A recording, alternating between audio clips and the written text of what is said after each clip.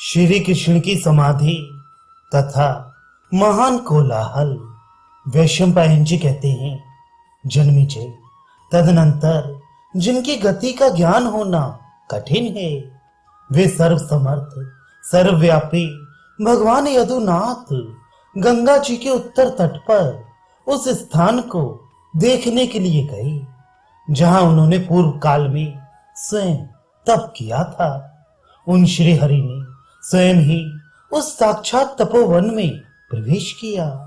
उसमें प्रवेश करके वे उस परम सुंदर एवं मनोरम देश का दर्शन करने लगे। तदनंतर पुण्य की वृद्धि करने वाले भगवान उस आश्रम में बैठने के पश्चात उन कमल नयन श्री कृष्ण ने अपने मन को समाधि में लगाया। वे देवेश्वर जगन्नाथ किसी अनिर्वचनीय तत्व का चिंतन करते हुए उस समाधि में दृढ़ता पूर्वक स्थित हो गए। वायु शून्य स्थान में निष्कंभ भाव से प्रज्वलित होने वाले दीपक के समान जब वे देवगुरु श्री हरि समाधि में अविचल भाव से स्थित हो गए, तब वहां सब ओर बड़ा भयंकर शब्द प्रकट हुआ। खाओ खाओ, मौज उड़ाओ, जाओ जाओ इन मृगों के पीछे। भगवान श्री हरि के प्रसाद से इन सबको फिर यहाँ हाँक लाओ। ये भगवान विष्णु हैं, ये श्री कृष्ण हैं, ये हरि ईश्वर अच्युत इधर बैठे हैं। विष्णु, देवेश्वर, स्वामिन, माधव, केशव, आपको नमस्कार है इत्यादि रूप से उस रात में महान कोलाहल होने लगा। तदनंतर मृगद्रोही सिंह बड़े जोर जोर से दहाड़ने लगा।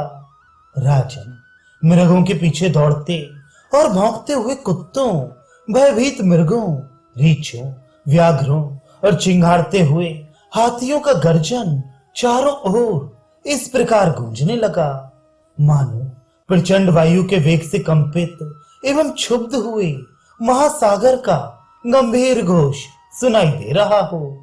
उस समय रात्रि में तीनों लोकों को भयभीत करने वाला वह महानाद प्रकट हुआ। वैसे महान कोलाहल को सुनकर वहां बैठे हुए संपूर्ण जगत के अधिपति भगवान श्री कृष्ण की समाधि टूट गई। वे सोचने लगे, ये कैसा महान कोलाहल हो रहा है, ये किसका ऐसा शब्द सुनाई दिया है जो मेरी स्तुति से युक्त है। अहो, इस वन में दौड़ते हुए कुत्ते और भागते हुए समस्त मृगों का ये महान कोलाहल, शिकार खेलने के लिए ये बड़ी भारी आवाज आश्चर्य की वस्तु है। चारों ओर फैला हुआ ये कोलाहल मेरी स्तुति से मिश्रित वचनों द्वारा व्याप्त है। मन ही मन ऐसा सोचकर संपूर्ण दिशाओं की ओर दृष्टिपात करके उस महान कोलाहल का कारण जानने के लिए भगवान श्री कृष्ण वहां सावधान होकर बैठे। राजन, इतने ही में बहुत से मृग भागते हुए उधर ही आ निकले जहां भगवान श्री कृष्ण विराजमान थे। साथ ही उनका पीछा करता हुआ कुत्तों का झुंड भी आ पहुंचा। तदनंतर सैकड़ों और हजारों मशालें जल उठी, जिनसे सारा अंधकार नष्ट हो गया और दिन के समान प्रकाश फैल गया।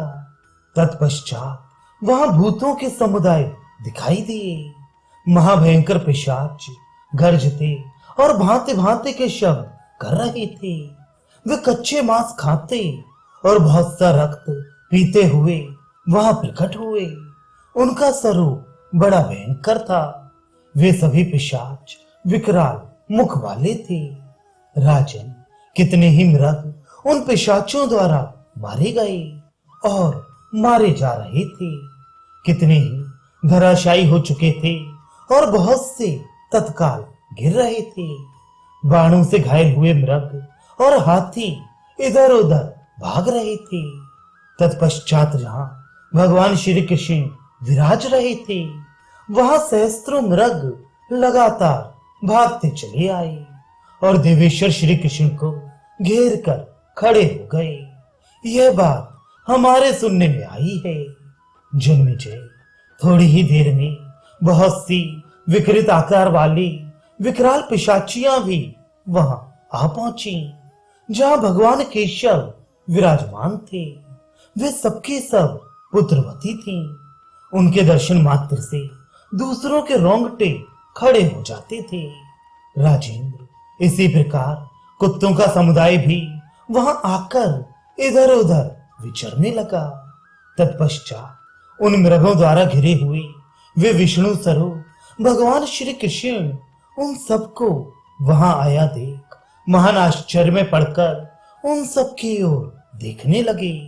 वे सोचने लगे, ये किसका महान कोलाहल फैला हुआ है, अथवा ये किसका जन समुदाय यहाँ आ पहुंचा है। कौन भक्ति भाव से मेरी स्तुति करता है, किसके ऊपर मैं प्रसन्न होऊंगा। आज मेरे प्रसन्न होने पर किसको परम दुर्लभ मुक्ति प्राप्त होना चाहती है। इस प्रकार भगवान श्री हरि साधारण मनुष्य के समान सोच विचार करते हुए वहां बैठे रहे।